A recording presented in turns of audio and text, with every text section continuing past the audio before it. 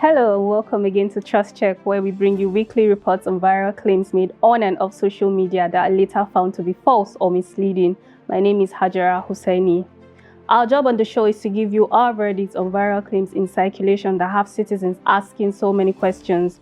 That is why we remind you to always verify the information you receive before hitting share to reduce the spread of fake news in society. Let's take a quick break.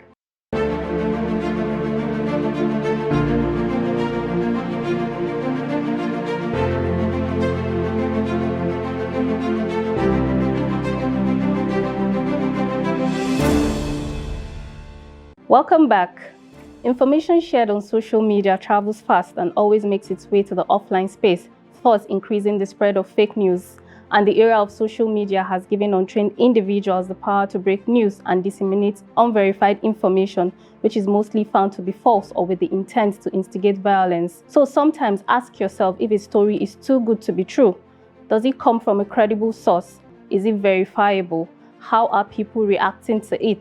And if the boxes don't check, please do not share. In this episode, we take on multiple claims made over the past weeks. And the first was made by the Finance Minister, Zainab Ahmed, who claimed that Nigeria has the lowest VAT rate in the world. In her words, Nigeria has the lowest VAT rate in the world, not in Africa, in the world. Zainab added that the VAT rate should be increased from 7.5% to 10% to enable the government to generate more revenue for the country.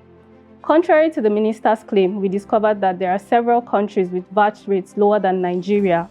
A manual search on the Global VAT Compliance website revealed that Thailand, Oman, Taiwan, and United Arab Emirates have the lowest VAT rates in the world at 5% and 7%.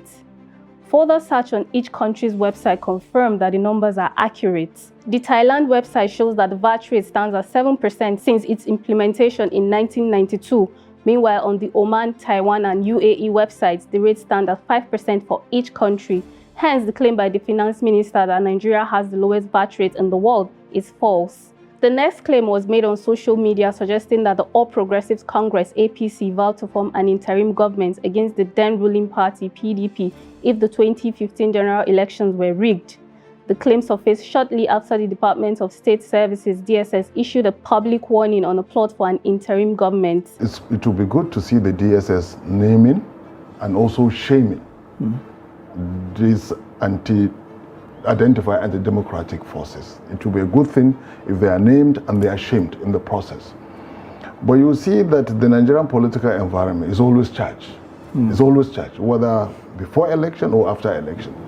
And in the 2023 election is particularly charged, and rightly so, because of the role, I must say, the media, even the mainstream, a section of the mainstream media, and of course the free-for-all social media.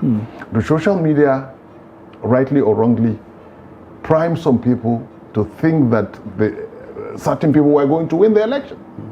And post the declaration of the president-elect, some people are still living in this illusion. They still have this illusion that somewhere, somehow, some people have rigged certain people out of power. I'll give you an example, which I think is a grand delusion on the part of especially the vice presidential candidate of the Labour Party, who has been on air, and a section of the interview he had went viral. You send it, it's everywhere now. It's so commonplace now. That he defended the votes they secured in the presidential contest, but dismissed the ones that actually flawed them in the election.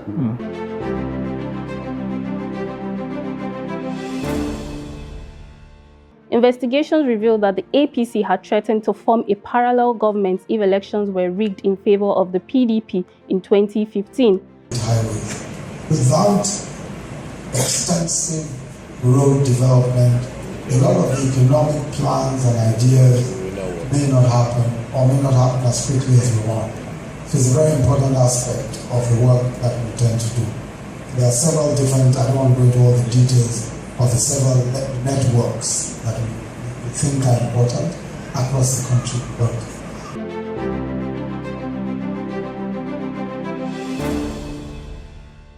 Why is this claim misleading? Well, an interim government is not the same as a parallel government. An interim government is a provisional form of government that operates temporarily until a country settles on a stable or permanent government. A parallel government, on the other hand, is a form of alternative, often rebellious government that runs alongside the main government in power, which is treasonable offense according to Section 37 of Nigeria's Criminal Code. While Nigeria has a record of an interim government in 1993 and 1998 through 1999, there has been no record of a fully pledged parallel government. So the claim that APC vowed to form an interim government in 2015 if elections were rigged is misleading. The party only threatened to form a parallel government. Another misleading post was made by Vice President-elect Kashim Shettima on Twitter, where he congratulated a Nigerian lecturer and a PhD student of engineering, Zahra Ibrahim, who won the prestigious European Drilling Engineering Innovation Award in Scotland. The post garnered a lot of reactions when users started to quote the tweet with congratulatory messages to recipients of awards in the past. Apparently, Zahra Ibrahim was awarded in June 2019. The post on Shettima's official page seems like a copy and paste from a Facebook post when she was awarded in 2019.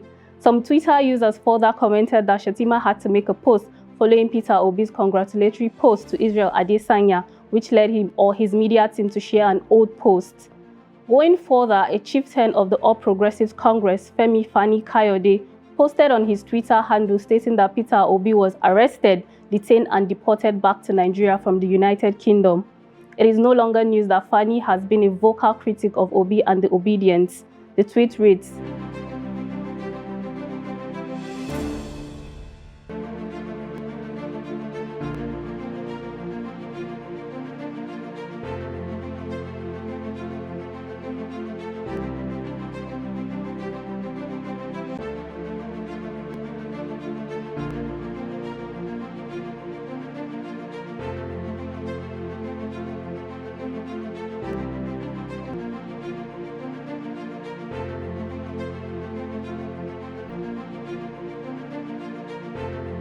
apparently, the Labour Party and the APC supporters and political actors have been on each other's necks, and that is not coming to an end soon.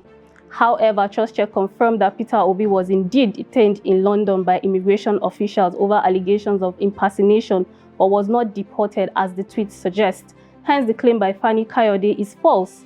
Amidst Obi's detention, tweets were circulating and many claims were made, but Adamu Garba's tweet caught everyone's attention when he posted a picture showing Peter Obi, Abike Dabiri, and a lady in immigration uniform claiming that the ruling APC went to rescue Obi.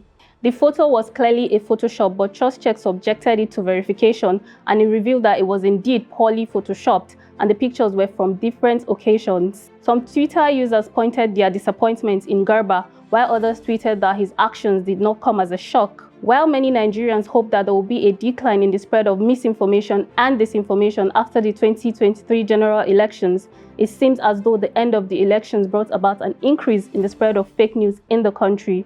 This often comes from political actors, their supporters, and of course blogs that are solely after engagements. What you can do though to shield yourself from fake news is to always double-check the information you receive before hitting share, because the spread of fake news causes damage with irreversible effects. For more details on the fact check, visit www.trustcheck.dailytrust.com and follow us on all our social media platforms at Trust TV News. Until I come your way next week, I am Hajara Hussaini.